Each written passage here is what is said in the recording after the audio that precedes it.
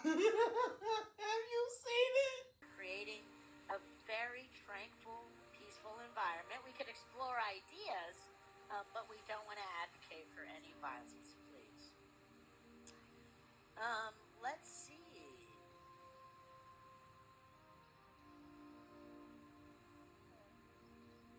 Thank you to everyone new who's joining.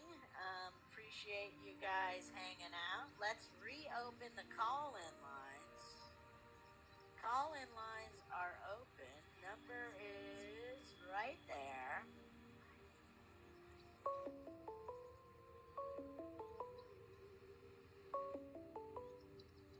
Hello, this is DB. Who do I got on the line with me?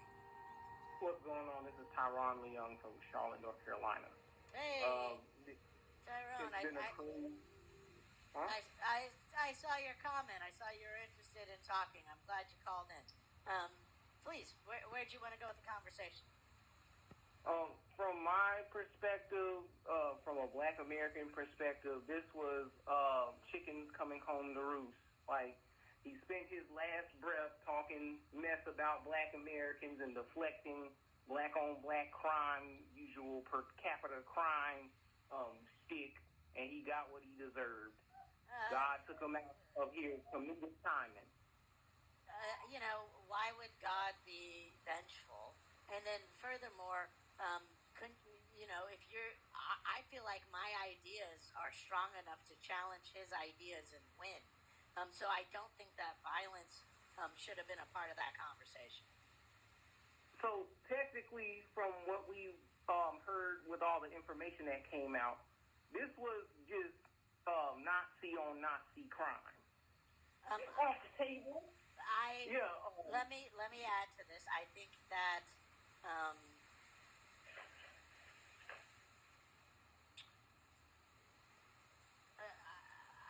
there are, definitely pieces of evidence that would indicate that he, was part of an extremist group online that could go in either direction. And there are indicators with Charlie Kirk being the target that this could have been the Groypers. But we still need more evidence to be able to make that definitive call. But either way, again, do you think your ideas could have, challenged his ideas, and could you have won the debate? And could you have won that without violence? Yes, we would have, because for one, the Black community does not cause violence towards anybody. We are self-defense advocates. Look at how you started, the conversation, saying that God, struck him down. This goes to the piece we made about legacy, right?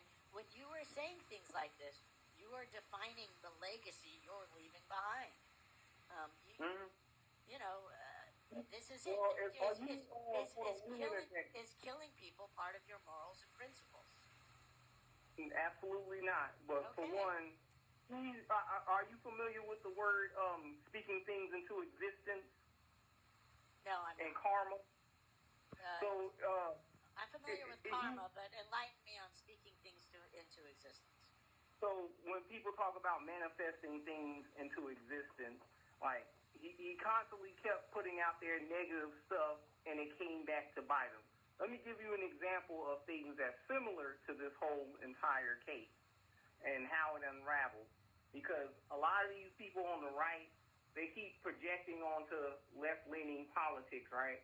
We have historically George Lincoln Rockwell. If anybody's familiar with this individual, he was a neo-Nazi that negotiated ethno-states with the Nation of Islam.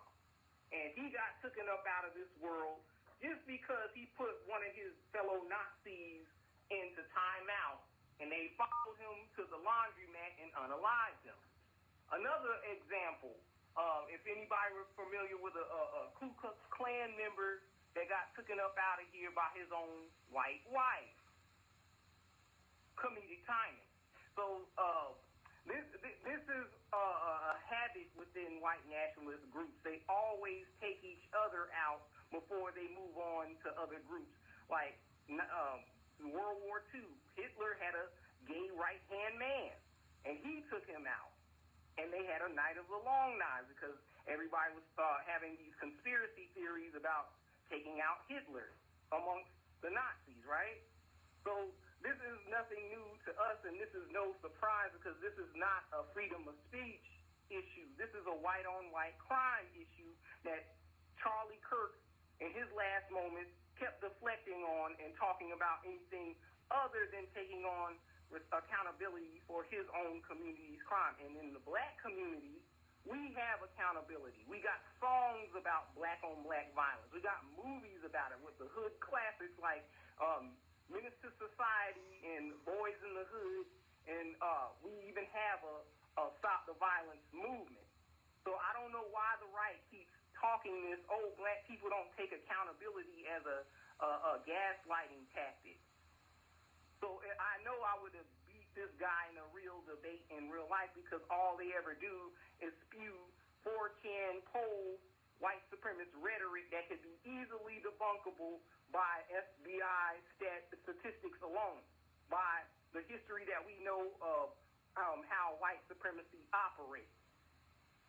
I think you make a strong argument, and I like the way you formulated your argument by trying to demonstrate a pattern of what happened and how this if the theory that we're discussing is true, how that would be in line with the pattern.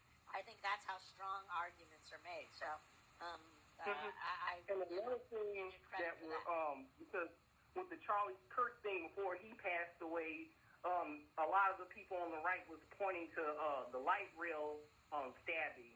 And keep in mind, the right doesn't give a damn about no Ukraine because look how they treated Zelensky when he was talking about Trump helping them out. And the U.S. government offered cash payments to Ukraine and Israel, but they don't have any money when we're talking about getting black Americans reparations for slavery and Jim Crow. They got money for any and everybody, but don't want to fix the problems here at home. But to bring it all back home, if you remember with the stabber, this random black guy with mental illness, they want to point out and hone in that he said a white woman. I got that white girl. But they're getting emotional outrage over this instance. But there's other stabbings where it's the same crime, but a white man has done it and actually has a manifesto behind it, such as Jeremy Joseph Christian. Back in 2017, he was targeting black women that's from Africa in hijab. But what his actual victims were two white men that were trying to defend these black women. Again, I think it's also in line with the hypocrisy of when Paul Pelosi was attacked by someone on the far right, Donald Trump Jr. was posting about it countless times, making jokes about it. So I think I think you're making a pretty strong case that's backed up with a lot of evidence. And one more thing, January 6th, weren't they trying to strange fruit Mike Pence and unalived police officers? They have fake, phony grievance with these situations to try and disarm people with politics. And one more thing, I was on this other YouTube live stream named Chaotic Truth, and these people literally showed their hands as phony flag wavers because this one white guy that I was talking to, he literally disrespected veterans. And this is supposed to be a right-leaning individual, but they always try and hit us with this holier-than-thou art Christian stuff when they're not really Christian. And Cash Patel revealed that shit because he said, I'll see you in Valhalla. Okay, why you ain't say reincarnation, bro?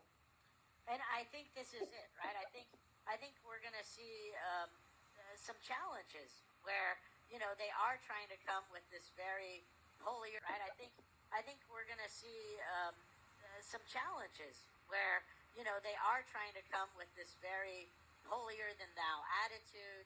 But how long can that last when all of your ideas and beliefs are based on things like racism and sexism? And so, what we're seeing today is a resurgence in church attendance. Everyone went out to church for Charlie Kirk, and I think that's a good thing, right? Community is a good thing. I think there's some problems when they're all pushing for one religion rather than supporting all religions. But no, I think you made a strong argument. You brought up a lot of good points. You backed it up with evidence. Another factor. Charlie Kirk was pro-Zionist Israel, along with Brandon Tatum. We're running out of time. You hit 10 minutes. But listen, I'm sorry. I really appreciate you calling in. I want you to call in next week. And if you want, go ahead and clip this video here, and you could use it on your channel. Feel free. But you got to do it quick. You got until 10 p.m. We'll take it down. But you could use OBS right now, capture it, and got permission. Go for it. Great conversation. Right. Peace. I'll catch you next Sunday. Take care. Thanks. All right. Let's get the music going. Call-in lines are open. Number is up. That was a great first-time caller. I thought, he really countered a lot of, really two very different callers when we compare Dark Ante to him.